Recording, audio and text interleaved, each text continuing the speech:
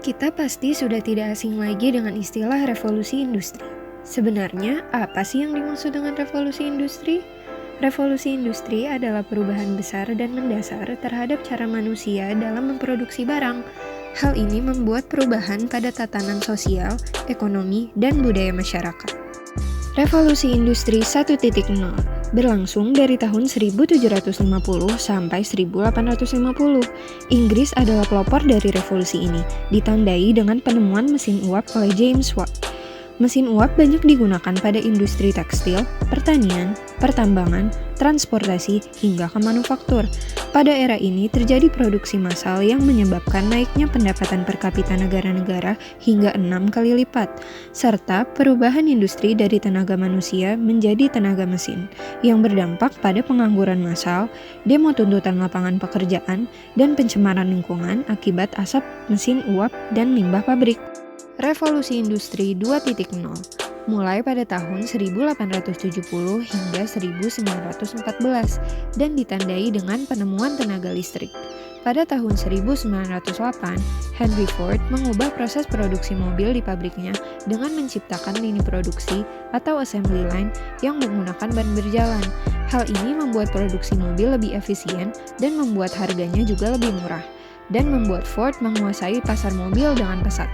Pemanfaatan tenaga dari mesin uap akhirnya beralih sedikit demi sedikit ke proses produksi dan ban berjalan. Revolusi Industri 3.0 dimulai pada tahun 1960 hingga 2010, ditandai dengan munculnya teknologi digital dan internet.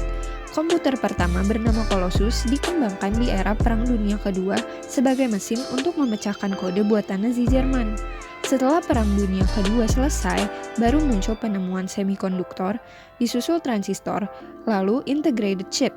Pada era ini juga terjadi perubahan seperti merekam musik yang dulunya menggunakan kaset beralih menggunakan CD, dan menonton film di video player beralih menjadi menggunakan DVD player. Revolusi Industri 4.0 dimulai pada tahun 2000. Mesin-mesin yang semula menggunakan operator beralih menjadi full automatic. Semakin banyak industri yang mengandalkan penyimpanan cloud, big data, cognitive computing untuk perhitungan-perhitungan yang rumit.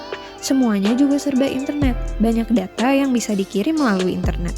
Contoh penerapan pada revolusi 4.0 ini adalah penjaga pintu parkir yang menggunakan e-parking, Google yang mengembangkan self-driving car, dan penggunaan sistem cloud seperti pada software akuntansi dan juga pengarsipan.